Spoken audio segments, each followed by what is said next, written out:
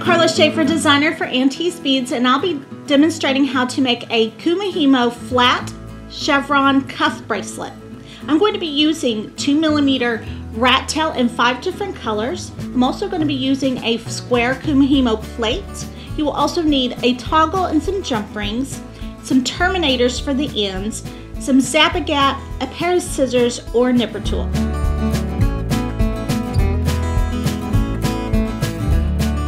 To do this chevron pattern, as I said, does require at least 5 colors. It doesn't require 5 colors, but this is the pattern, and the best way to see how the pattern works out, at least start off with this. And it is actually 20 warp threads. So what I've done is I've cut 2 pieces of each of my 5 colors, and I've used a mix that we have where we have 4 colors in one pack, and then I added the Gallant Blue to that. It made it a little easier for me to choose my colors.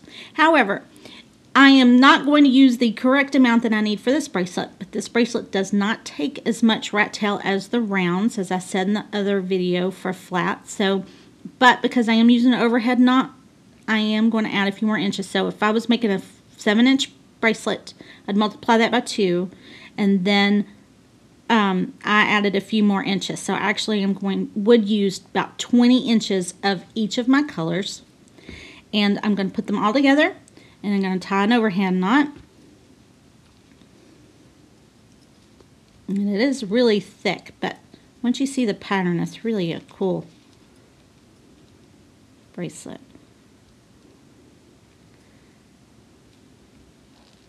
And just get all those ends in there.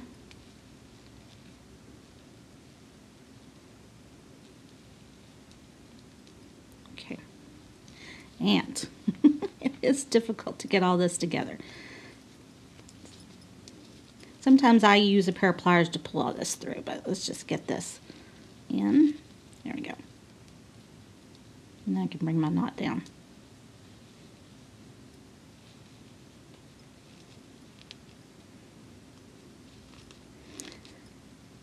Now, I actually found loading this to be more difficult than doing the pattern.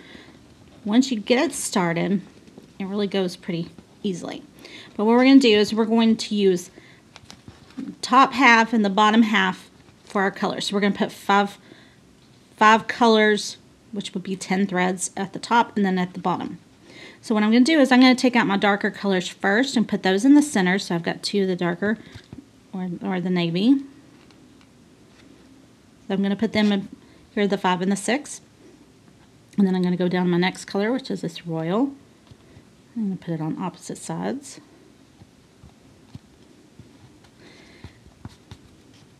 I'm going to take the next color.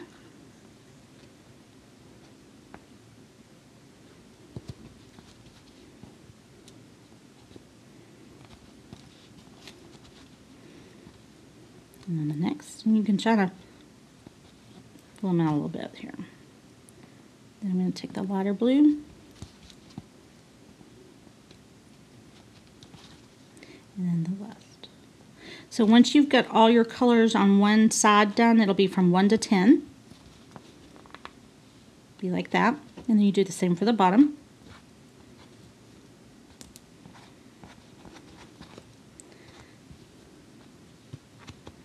Between the 15 and the 16 for your 2 darker colors, and then go from there. And don't worry about how it all, you're going to want to keep some straight here in the middle, but once we get the braids started, that'll kind of all blend, go away. So it looks like they're all twisted up, but it'll be all right once it gets going. I think I worried too much about how that all was at the beginning and then wasted time trying to get it all straight when it really all comes out correctly in the first place after you get going. So I'm going to tighten up all my threads. And this is what your plate should look like. And then the first thing we're going to do is we're going to work from the bottom up. So first thing I'm going to do is, just as we did in the other flat bracelets, we're going to pull 2 over to the side here, to the E and the F, or the west and the east. So I'm going to take one, I'm going to put it up there, We're always going to take our two middle ones and move them up. You're going to take the top middle ones and you want to cross it. So you want to make sure you have a cross here. Okay. And you should look like this, and you're going to straighten everything up.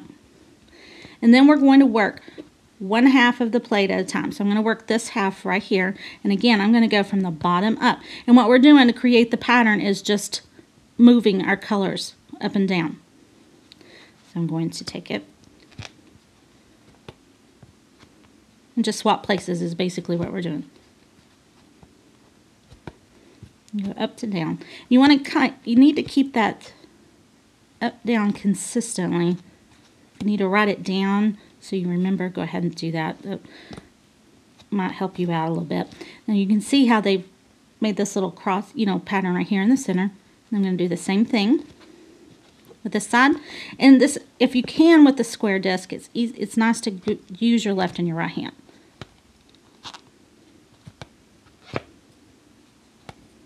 And just kind of tug on the bottom of this as you're going for your tension. I didn't use a weight on mine at all in this case. And then once we've got both sides swapped over here, then what we're going to do is on these ends here, we're going to take them and we're going to pull it. And we're just going to tighten everything up, and then we're going to place them back. And then come over here and do the same thing. Just pull them apart and tighten all that up. What that does is it pulls all the braid together. Now we can come down here, make sure we get everything pulled back together. Nice and tight. Then I'm going to take these. We've already crossed them, so all we got to do is move them home.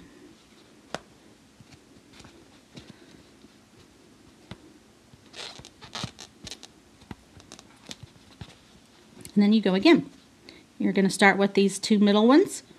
I'm going to pull it from the bottom, move it to the east, and then to the west. And we're going to do the same with these. Make sure you get a, right here I didn't have a cross, so make sure you get a cross.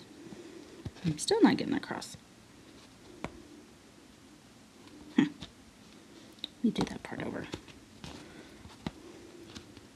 Let me make sure I did this right. I'm going to take the 15 and move it over to the east. There we go. Now, what I just did, so you'll know when you do it, if you do it, is check here for that cross. If it doesn't look right when you bring those down, you don't have that cross, and we know we've done something wrong, and it's just a matter of putting it back and switching them out. Then I can take this one, and I've got it crossed here, and this one. If you don't have this cross, you will end up making two braids that are separate here. You'll see it from the bottom where they don't join together. So that's something to, when you can tell when you've made a mistake, which will happen. And then we're going to go from bottom back down.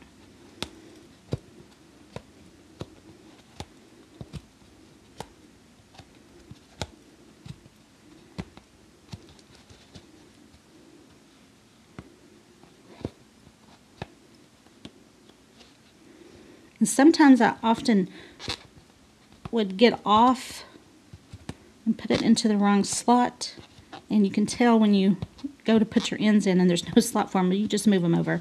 It doesn't really hurt anything as long as you get what you need. And again, I've got them all crossed, and I've got these two here that I need to tighten it up. Just really give it a good pull so you can get all those threads moved together. It'll become evident why you want to do that when you see the braid coming, forming. And then tighten everything back up. And bring these home.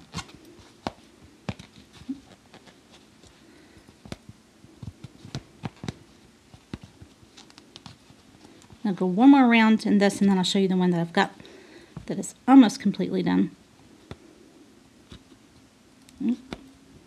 Bottom.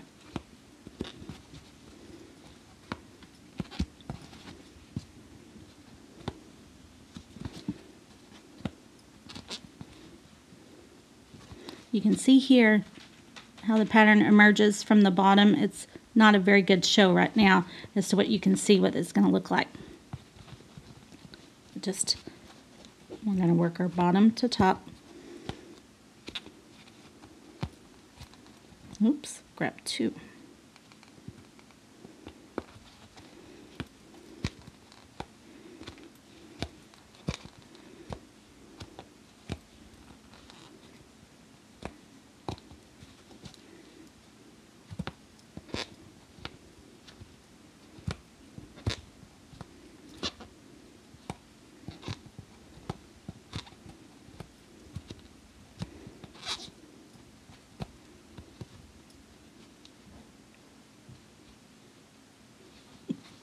And then I'm going to tighten these ends up again.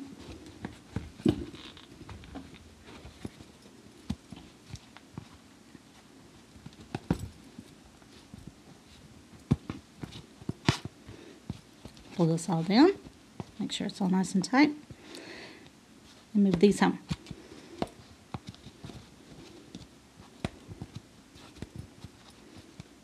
And I'll show you what it looks like when with the other piece. Okay, now that I've showed you how to start it, and I wanted you to see what the pattern comes out to look like. It's really a neat pattern, and this is, you can see the gradation of the 5 colors here, and this is, at this little point here is where we're tightening it up here on the ends. So I'm going to go, I'd like for you to do this probably longer than what you really need it to be, just for good measure. When you go to cut it off, that way you can, if you had a bad start, you can cut that part off. So I'm just going to take again, I'm just do a couple of more rounds on this so you can get a good feel for it. Again, we take from the bottom, middles, top, and work from the top to the bottom.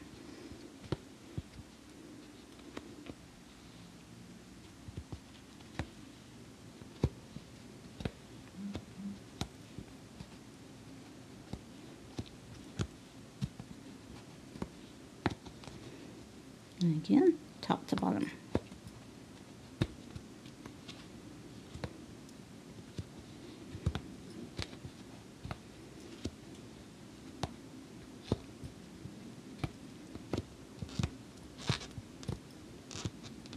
And again, here as you get started, you can see how wide that point is right here. And then when we pull this, it's going to tighten that area up. And I'll show you now. I'm going to do that again.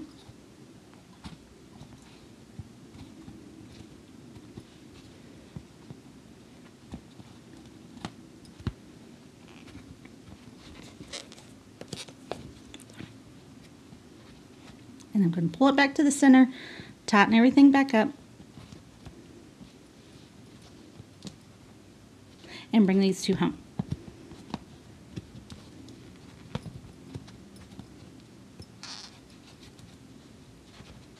And you can actually see where we've come back to a complete rotation here, because we're actually back where the colors were set up to begin with.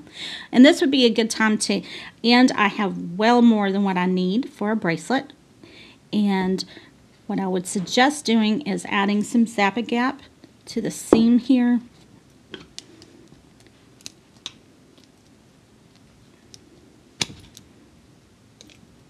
And again, be careful with the zap-a-gap.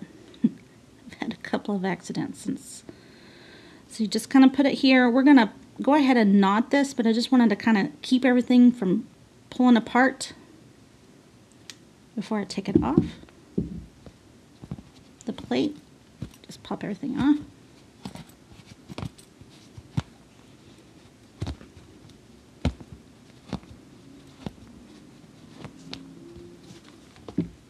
As you can see, everything's going to stay.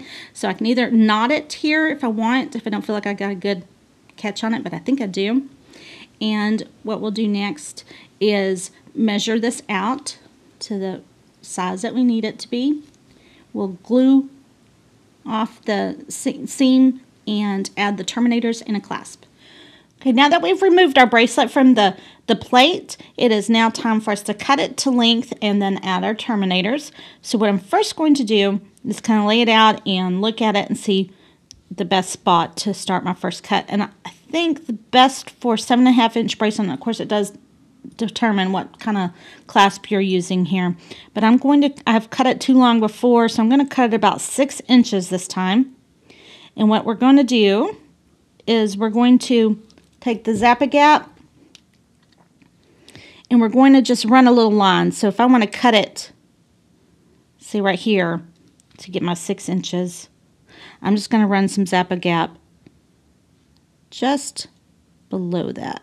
Just run a line, and this is going to keep it from fraying.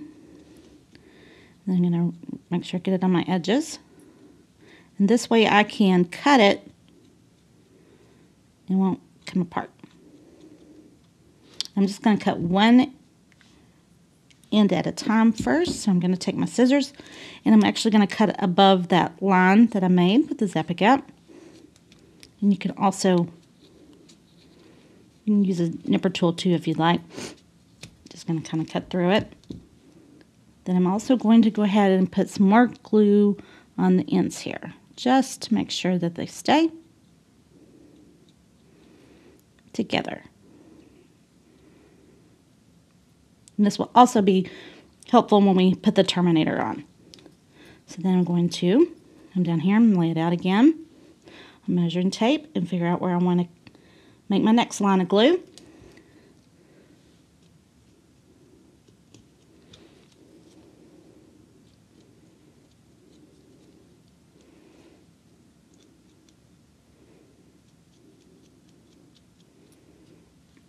I'm going to cut this.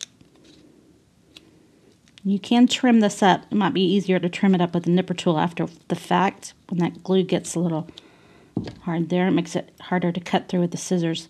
And then I'm going to finish my ends off here.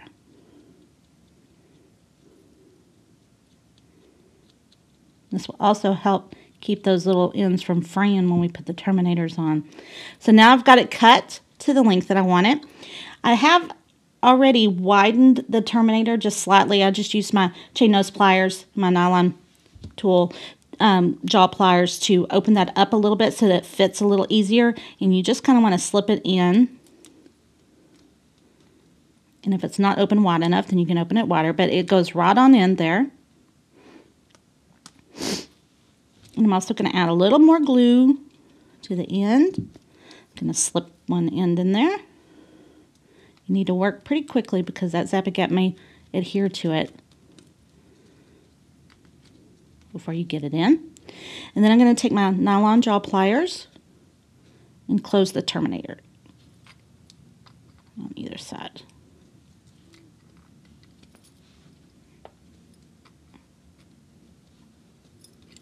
And you've got one end on. And any of the side that comes out on the side there, we can trim up.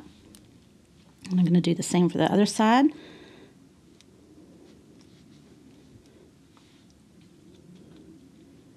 Put a little more glue on the end.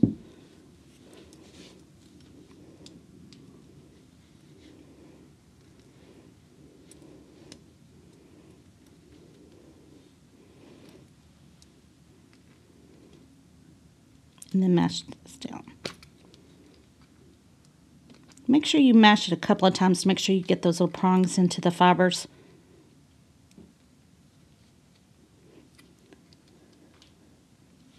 And then we're ready to add our clasp. Okay, before I add the jump rings, I'm just going to make sure that I've got this nice and secure. I'm going to go back over it and give it a couple of mashes here with the pliers. And check the ends and see if there's anything I need to trim off. Just a little place here and there. And then I'm going to add the clasp with some jump rings. And you may want, depending on the size of your clasp, you may want to add 2 jump rings to make it fit properly. So I'm going to do that right now, just so we have a good fit. I'm going to take 2 jump rings and put them on the end of this Terminator.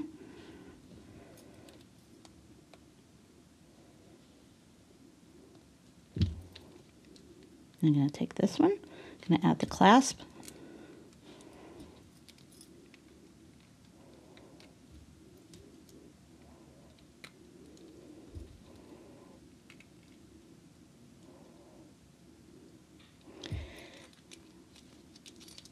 And then I'm going to add the bar. And I'll probably do the same with 2 for the bar. I'm using the 6mm oval jump ring.